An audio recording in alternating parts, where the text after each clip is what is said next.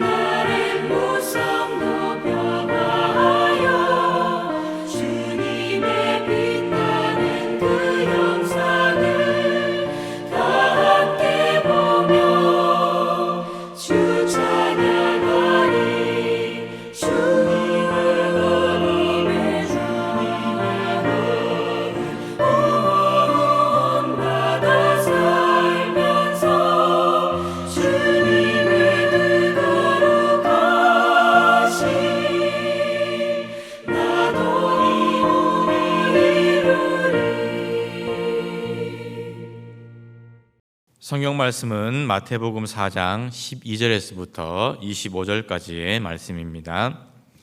예수께서 요한이 잡혔음을 들으시고 갈릴리로 물러가셨다가 나사렛을 떠나 스불론과 납달리 지경 해변에 있는 가버나움에 가서 사시니 이는 선지자 예사야를 통하여 하신 말씀을 이루려 하심이라. 일렀으되 스불론 땅과 납달리 땅과 요단강 저편 해변 길과 이방의 갈릴리여, 흑암에 앉은 백성이 큰 빛을 보았고 사망의 땅과 그늘에 앉은 자들에게 빛이 비치었도다 하였느니라.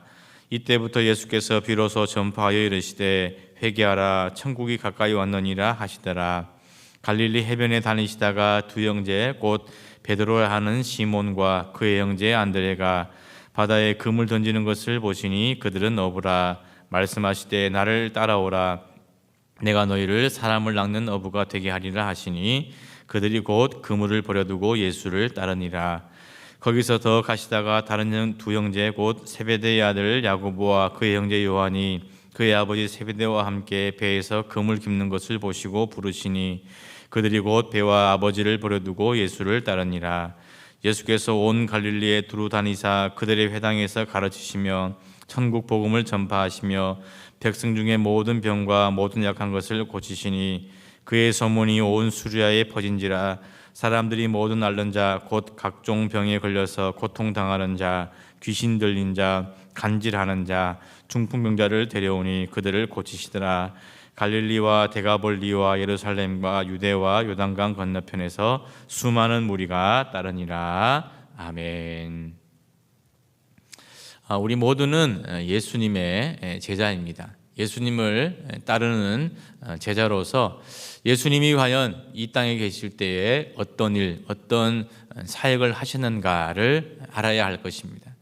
예수님이 무슨 일을 하시는가를 제대로 알았을 때 우리는 주님의 제자로서 주님이 하신 그 일을 따라서 할 수 있는 것입니다. 오늘의 말씀을 통하여서 예수님께서 하신 사역이 무엇인가를 살펴보고 우리 역시 주님의 제자로서 주님이 가셨던 그 길을 순종함으로 따라갈 수 있기를 간절히 소망합니다. 첫째로 예수님은 천국의 복음을 전파하셨습니다. 마태복음 4장 17절의 말씀입니다. 이때부터 예수께서 비로소 전파하여 이르시되 회개하라 천국이 가까이 왔느니라 하시더라. 아멘. 예수님의 이 공생의 첫 시작은 천국의 복음을 전파하는 것으로부터 시작이 되었습니다. 예수님은 천국의 복음을 갈릴리 나사렛이라는 곳에서 전파하셨습니다. 이 갈릴리 나사렛이라는 동네는 지방의 변두리로서 천대받았던 그런 지역이었습니다. 그런데 예수님께서는 바로 그곳에서부터 천국의 복음을 전파하기 시작하셨습니다. 예수님께서 전한 이 복음의 핵심은 두 가지로 요약을 할 수 있습니다. 첫째는 회개하라는 것입니다. 그리고 두 번째는 천국이 가까이 왔다는 것입니다. 천국은 삼위일체 하나님이 왕이 되셔서 통치하는 다스리는 나라가 바로 천국입니다. 즉 하나님의 나라, 하늘나라가 바로 천국인 것입니다. 그리고 하나님이 통치하시는 그 하나님의 나라, 천국이 가까이 왔다는 것은 하나님의 통치가 임박했다는 것을 의미합니다. 그런데 하나님의 나라가 가까이 왔는데 그 하나님의 나라에 들어가기 위해서 반드시 필요한 것이 무엇이냐면 바로 회개라는 것입니다. 우리가 예를 들어서 다른 나라에 여행을 가거나 다른 나라에 갈 때 비자가 필요한 것처럼 천국에 들어가기 위해서 임박한 하나님의 나라에 들어가기 위해서 필요한 비자가 무엇이냐? 바로 회개라는 것입니다. 회개라는 것은 가던 길에서 돌이켜 가는 것을 의미합니다. 즉 사람들이 죄악과 유혹과 쾌락의 길로 가다가 주님을 따르는 그 길로 돌이키는 것, 그것을 가리켜 회개라고 하는 것입니다. 그리고 이 회개라는 것은 그저 말로만 하는 것이 아니라 이 회개에는 마음의 변화, 삶의 변화, 인격의 변화, 정서의 변화, 언어의 변화, 전인의 변화가 반드시 따라야 하는 것이 바로 진정한 회개인 것입니다. 요한계시록 3장 19절과 20절의 말씀입니다. 물은 내가 사랑하는 자를 책망하여 징계하노니 그러므로 내가 열심을 내라 회개하라. 볼지어다 내가 문 밖에 서서 두드리노니 누구든지 내 음성을 듣고 문을 열면 내가 그에게로 들어가 그와 더불어 먹고 그는 나와 더불어 먹으리라. 아멘. 예수님은 우리를 향하여 열심을 내라 그리고 회개하라 말씀하고 있습니다. 회개하는 사람은 예수님과 더불어 먹고 사는 삶을 살게 되는 것입니다. 즉 더 이상 내 인생의 주인이 내가 아니라 내 안에서 더불어 먹고 사시는 그 주님이 바로 내 인생의 주인으로, 내 삶의 주인으로 모시는 것, 그것이 바로 진정한 회개인 것입니다.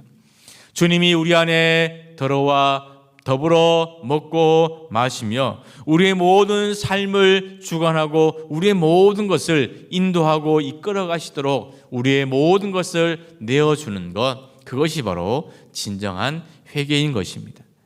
예수님이 말씀하신 것처럼 회개함으로 말미암아 우리 모두 천국을 소유하며 주님이 나와 더불어 먹고 내가 주님과 더불어 먹고 마시는 그런 천국의 백성으로 살아가는 우리 모두가 될 수 있기를 주님의 이름으로 간절히 축원을 드립니다.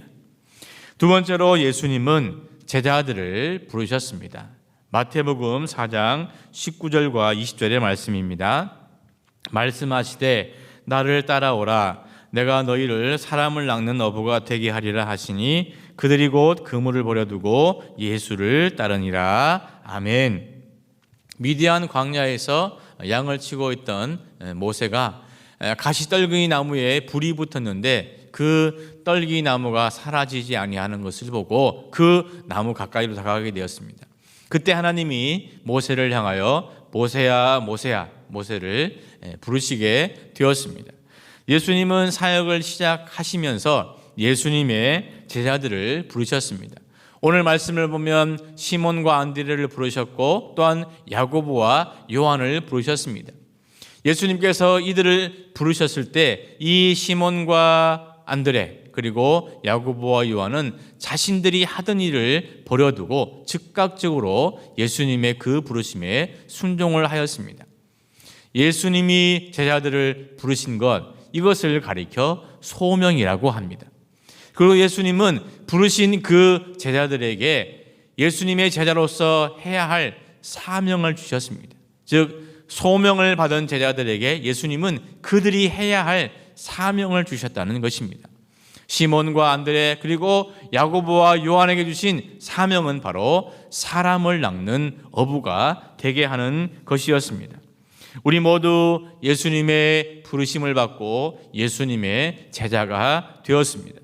예수님의 부르심 받은 우리 모두는 예수님께서 우리 각자에게 또한 사명을 주셨습니다. 즉 해야 할 일을 주셨다는 것입니다. 어떤 사람은 전도의 사명, 어떤 사람은 섬김과 헌신과 봉사의 사명, 어떤 사람은 찬양의 사명, 어떤 사람은 교사의 사명. 주님이 우리에게 주신 그 사명은 어느 것 하나 귀하지 않은 것이 없습니다. 모든 사명이 다 귀하고 소중한 것입니다. 그러하기에 우리는 예수님의 그 소명을 받아서 사명을 맡은 자들로서 언제나 충성되게 그 사명을 감당해야 하는 것입니다. 고린도전서 4장 1절과 2절의 말씀입니다. 사람이 마땅히 우리를 그리스도의 일꾼이요 하나님의 비밀을 맡은 자로 여길지어다. 그리고 맡은 자들에게 구할 것은 충성이니라. 아멘. 우리 모두 예수님의 사명을 맡은 자들로서 충성할 수 있게 기도할 수 있기를 간절히 바랍니다. 사명에 감당하기 위해서는 충성을 기도해야 할 것입니다. 우리 모두 사명을 맡은 자들로서 주님께서 주신 그 귀한 사명을 충성되게 감당할 수 있도록 늘 기도하고 간구하는 우리 모두가 될 수 있기를 주님의 이름으로 간절히 축원을 드립니다. 마지막으로 예수님은 고치고 치유하시는 사역을 감당하셨습니다. 마태복음 4장 23절의 말씀입니다. 예수께서 온 갈릴리에 두루 다니사 그들의 회당에서 가르치시며 천국 복음을 전파하시며 백성 중에 모든 병과 모든 약한 것을 고치시니 아멘. 예수님은 천국의 복음을 전파하기도 하셨습니다마는 동시에 많은 병자들을 고치고 치유하시는 사역을 하셨습니다. 마태, 마가, 누가, 요한 이 사복음서의 기록에 보면 예수님께서 수많은 병자들을 치료하시고 고치시는 그런 사역이 기록되어져 있습니다. 뿐만 아니라 예수님은 죽은 자까지도 살리시는 그런 놀라운 역사를 행하기도 하셨습니다.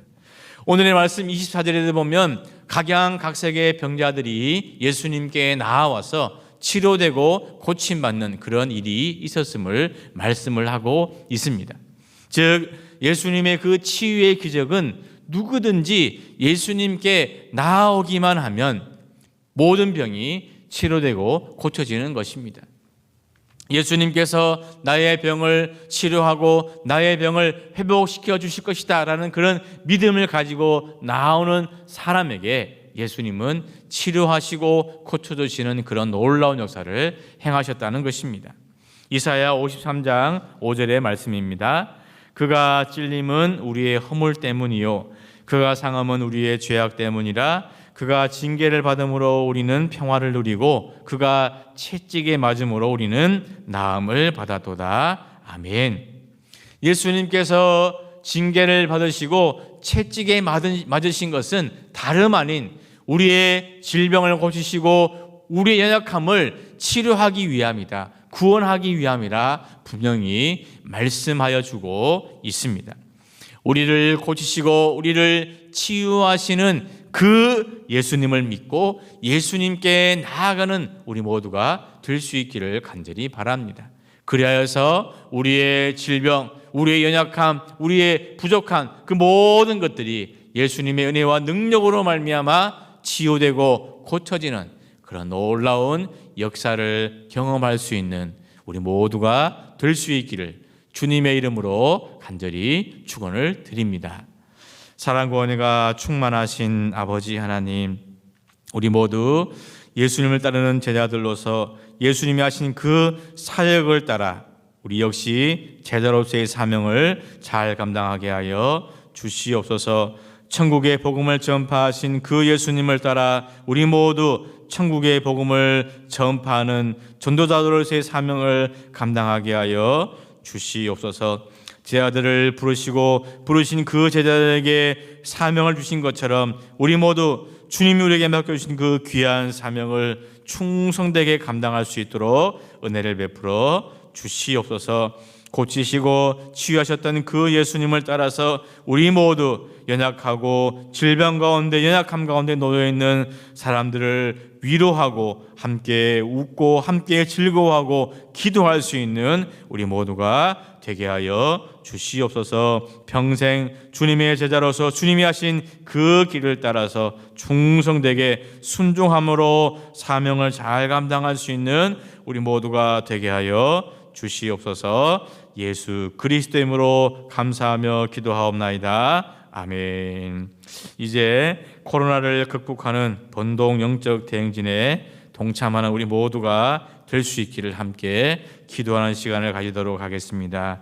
예배의 존재, 말씀의 존재, 기도의 존재, 선교의 존재가 되게 하여 주시옵소서. 기도하는 가운데 한국교회, 우리 교회의 예배가 하루빨리 회복되게 하여 주시고 부흥되어지는 놀라운 역사가 나타나게 하여 주시옵소서. 코로나가 하루빨리 종식이 되게 하여 주시고 우리나라와 또 세계의 경제가 다시금 일어날 수 있도록 주님이 역사하여 주시옵소서. 우리 다 같이 주님의 이름 새 이름으로 함께 기도하시도록 하겠습니다. 주여, 주여, 주여.